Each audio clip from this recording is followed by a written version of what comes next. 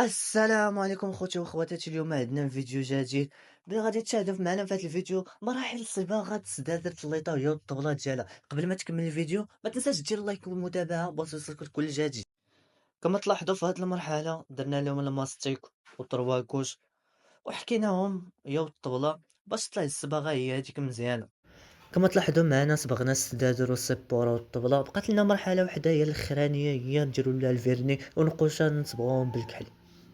كما تشاهدوا هي النتيجة الأخيرة اللي طلعت لنا. نخليكم مع الفيديو.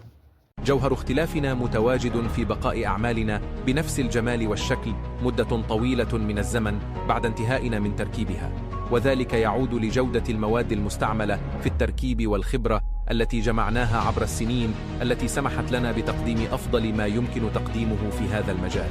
شكرا لحسن المشاهدة والاستماع. نحن في انتظار تعليقاتكم واستفساراتكم.